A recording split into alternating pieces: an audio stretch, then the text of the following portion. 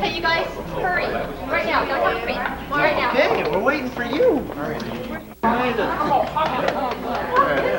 Oh, good to see you. Have you been inside yet? You just got here.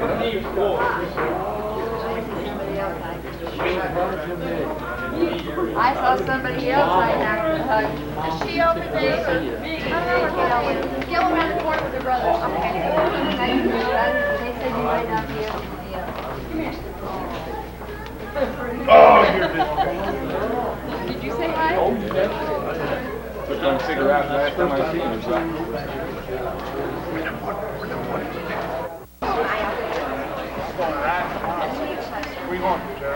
Hey, say Tweety Bird.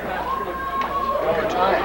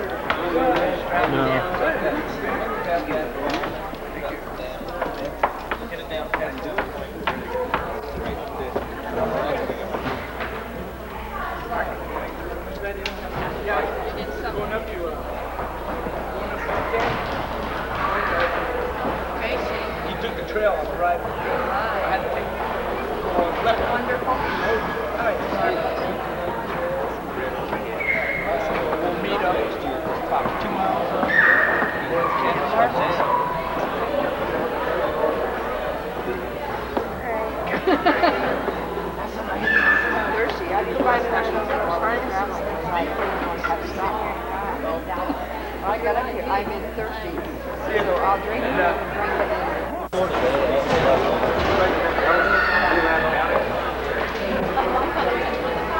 See, had enough, huh? I'm going to be sick. Thanks that first night. Good, isn't it?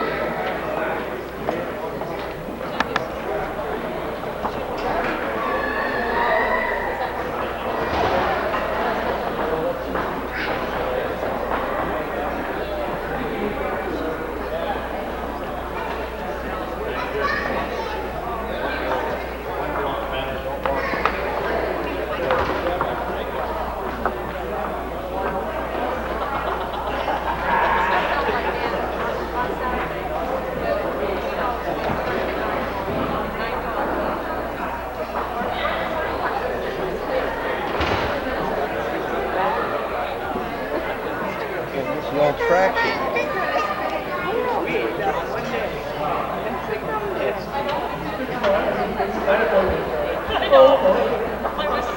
Did you get every table? Huh?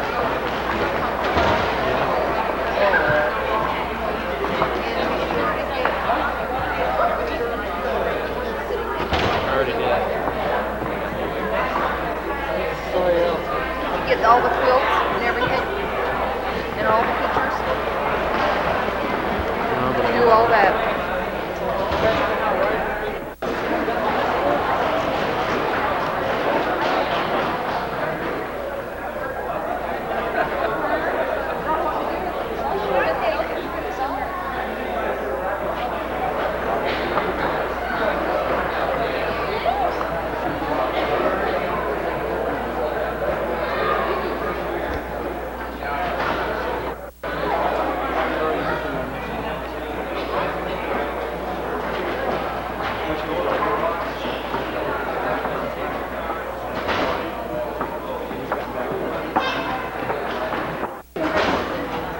What did you hear? What kind of rumors are going?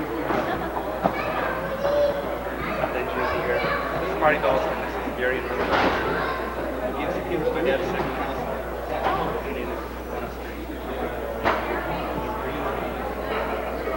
It's official. That's what She's she got got the rock and married. everything. We've got almost everything organized. When is the big occasion? November 29th. It's a Friday, the day after Thanksgiving. George Richards.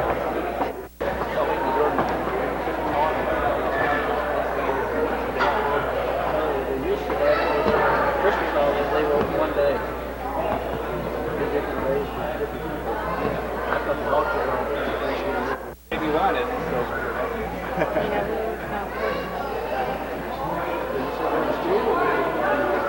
I'm working right now. Kind of hard getting serious about school. More important things to know. You go to school?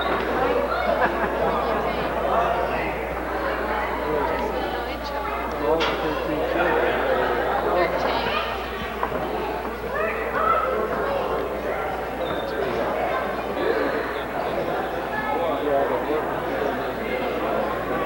That's right.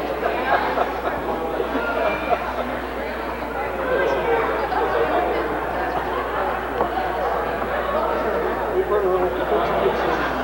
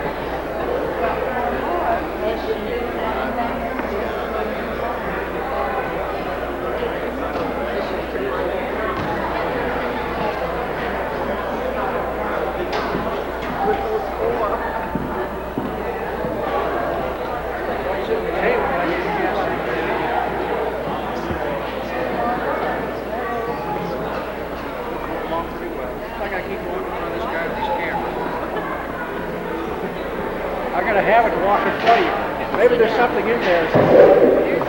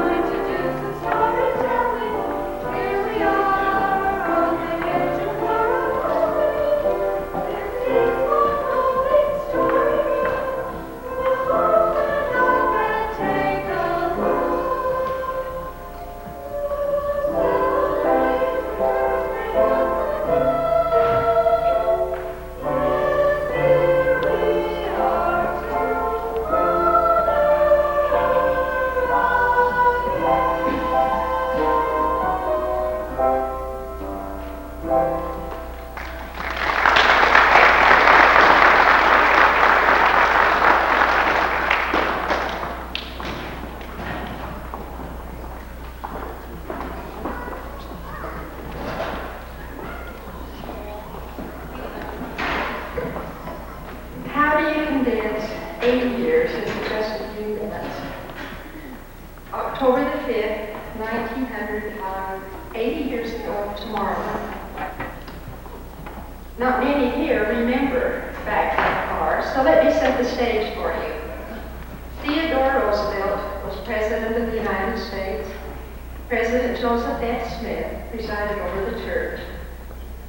Henry Ford's Model A was just beginning to become popular. That year he built 3,000 of those, but I doubt that there was one in Cambridge at that time.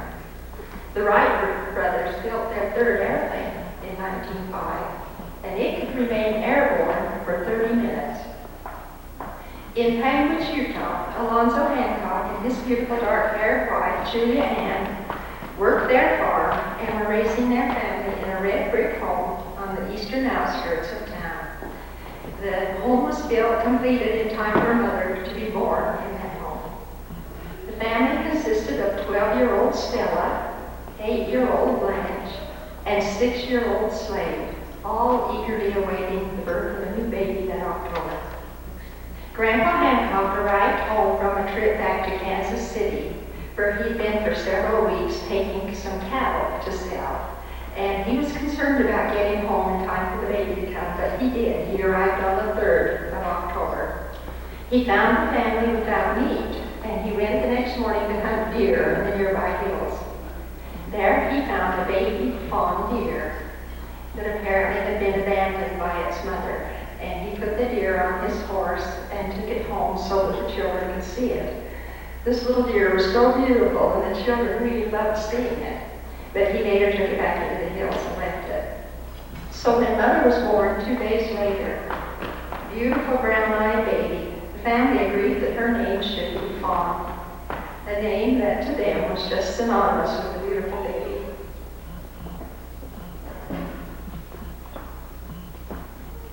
The family's joy was short-lived, however, because just 9 months later, the mother fell in the well in the backyard and was drowned.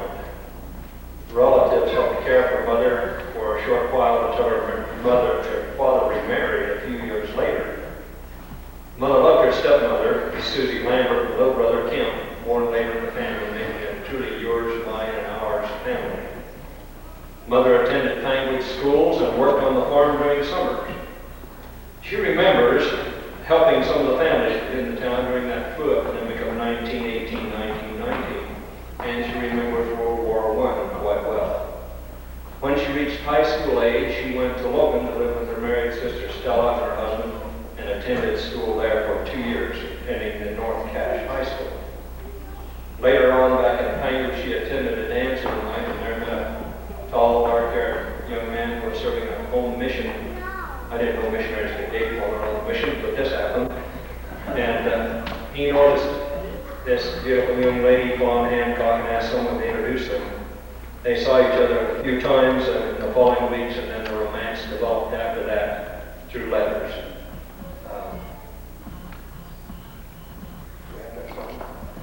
Okay, now we have some granddaughters that are going to, this women's chorus is going to sing for us till we meet again.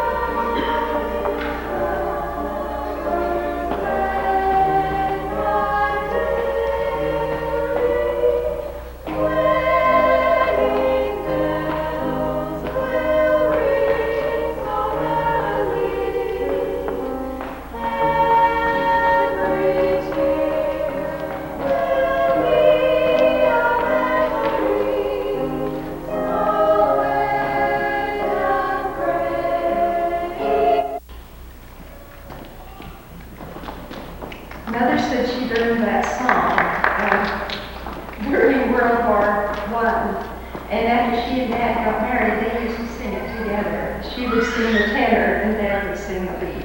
So that's a very nostalgic song for her. So on August 27, 1924, Fawn and Arlo were married in the Salt Lake Temple. They lived for a short time in Henryville, Eureka, and Magna. And I met Alice, a great pastor, and I, to his neighbor out in Magna for that short time. Then they moved back again to Henryville, where they continued their family and grew to where there were 9 children in the family. Those years in Henryville were challenging, but Mother was equal to those challenges, and she did whatever the circumstances required. She always raised a large vegetable garden, and for 2 years she had the best garden in Henryville and won a prize. The first year they gave her $1. The second time it was 75 cents, and she promptly took the money and bought seeds for her garden for the following year. She bottled hundreds of quarts of fruits and vegetables, carried water from the barrel or the ditch, washed the family's clothes on the washboard in a number 3 tub, made the girls' slips and underpants out of flour sacks, and patched over the patches on the boys' overalls. She made quilts out of the scraps and pieces of worn-out clothing. She helped care for the cow, and her special projects were raising a pig each year and a new batch of baby chicks that she ordered through the catalog each spring. She never liked guns, but on occasion she was known to use them. One time, she grabbed a .22 and shot a hawk that was circling over the yard threatening her baby chicks. And Cal says, if you think she wasn't a good shot, he said she could sit on the steps and look at the chickens wandering around the yard, decide which one she wanted for Sunday dinner, and knock his head right off. She protected her chicks almost as fiercely as she did her children. But life was never all work and no play. Mother enjoyed her church work. She taught reading society theology lessons for many years. She wrote and directed plays in the Lord and often acted in them. And all her life, one of her favorite things to do is to go see a good play. She loved to quilt, to crochet, to embroider, and to read. She read everything she could get her hands on. She and Dad encouraged all of us to work hard and study hard in school. They supported us in all our activities and always made us believe that we could do anything we wanted to. And the time flew. Mother always said that she just turned around and the children were grown. These are my two daughters, Laura Lee Sorensen and Marilyn Briggs, and they'll sing Turnaround and Sunrise Sunset.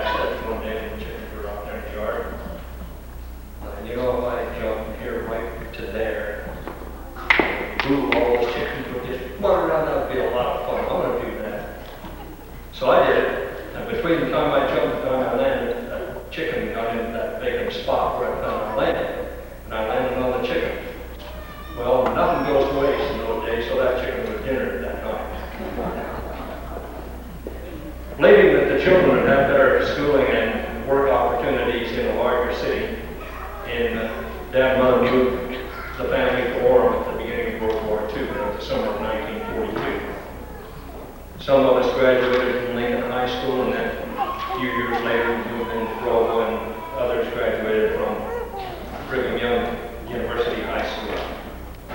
From Orem, they moved to Fontana, California, where they lived for a few years, until Dad had an opportunity to be called on church building mission. And in that capacity, they moved about the country, building chapels in Santa Fe, New Mexico, Alamosa, Colorado, Sydney, Nebraska, and then they had the great experience of being called to go to New Zealand, where they built 2 chapels in, one was in Palmerston North, I don't remember the other. Some twice as Relief Society president, once in Fontana, California, and then in Palmerston, North New Zealand, where she presided over a number of Maori women. They returned to Utah after that experience and were working on a chapel in Milton, Utah, and Dad suffered a heart attack, which brought about his return. With that return, they moved to Henryville, and Dad started a small woodworking shop there. And Mother decided she hadn't had enough mothering, so she went to work in the dorms at Bryce Canyon and spent her summers there. And she's one of the richest people in the world. She's the only person I ever knew that could spend her summers at Bryce Canyon and her winters at the Wigwam in Arizona, both of which she had very cushy jobs, and it worked out very well. Now we're going to have a male chorus sing a song for us. This male chorus consists of myself and my 5 sons. They're here. Gary.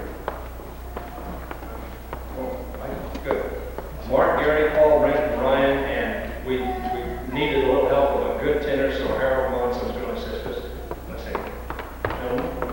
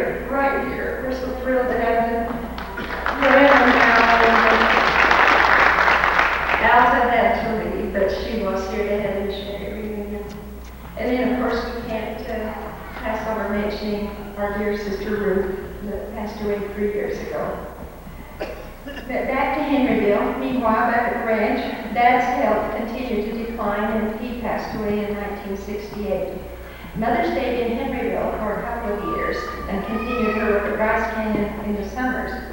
And then she heard about a job opening for a dorm mother at the LDS hospital to work with the student nurses there. She immediately arranged to get a ride to Salt Lake City, applied for the job, and got it. And that was a great move for her, for some of us too, because it brought her closer to some of us who lived up this way. She lived in a nice little apartment in the dorms and mothered the nurses there for 3 years. And mothering included making a birthday cake for each girl, and one year she crocheted a little colored vest for each of the girls, for either their birthdays or Christmas, I don't remember it. And she probably would still be there if the hospital closed down the doors and used that space for other purposes. She moved out to West Valley City in her apartment out there 10 years ago. And as the birthday song said, she has traveled through the hemispheres. In addition to their trip to New Zealand and Hawaii, she has seen most of the United States. She flies frequently around to attend weddings and other family occasions, be with her children and grandchildren.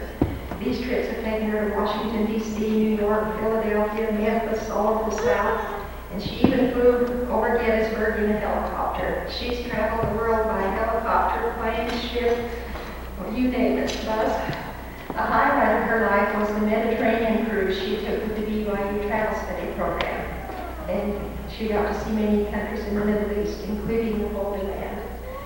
The joy of her life is traveling around to be with her children and grandchildren, and she loves to see them accomplish things. She loves to see them improve their talents.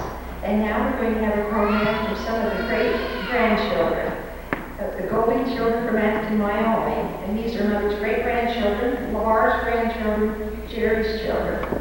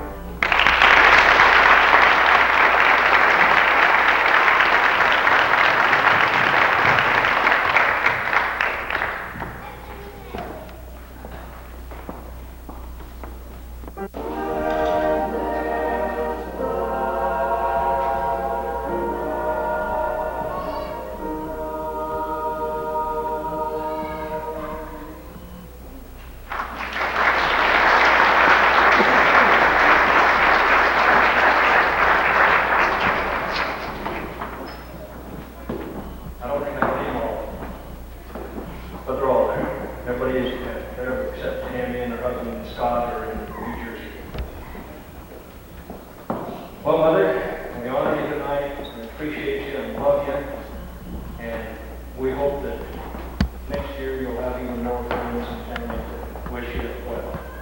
We'd like all of you, Marley, would you come to the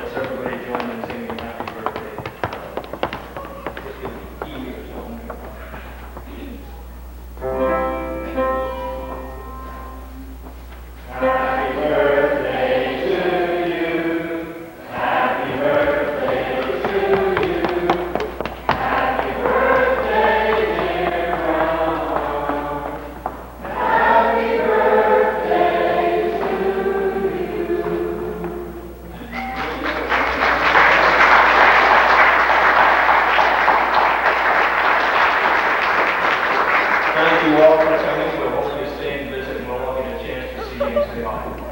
Mother always had the I always have been the last word. One time he had said to me, what are you going to do when I get so big that you can't flat me down? I said, I don't know. I guess I'll just pick up a chair. But I do want to thank everybody for coming. It's been really a wonderful experience for me. And I'm so grateful for all those who have traveled such a long way. And Hope and Uncle Ken and even Alda and Don came clear from Arizona. And Darrell and Arlene showed up today, and I was so tickled to see them. I was over at the center.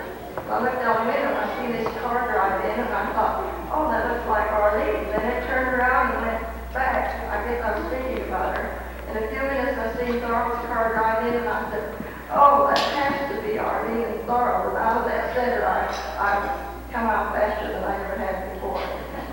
But I am very grateful to everyone for coming, and I do appreciate everything that's been done for me. And I want all the children and the grandchildren to know how much I love and appreciate all they've done. I said, Dora, you'll be sick from going to all this trouble. I said, I'm not worth it. She said, don't you ever say that again. Don't you ever, as long as you live, don't you say you're not worthy. But I said, I'll go to bed maybe and stay with you. Maybe she will too. But I feel real good now. I do thank everybody for coming. Hope everybody gets back home safe. I can see some I haven't spoken to. LaRue, stand up. Stand up. I heard you were in the hospital. You're all right. And Donna May, stand up, Donna May. And Bob, she's my sister's daughter. And my brother, the one that they told about, the one that froze to death on the mountain, his two sons are here. And the one daughter that just left.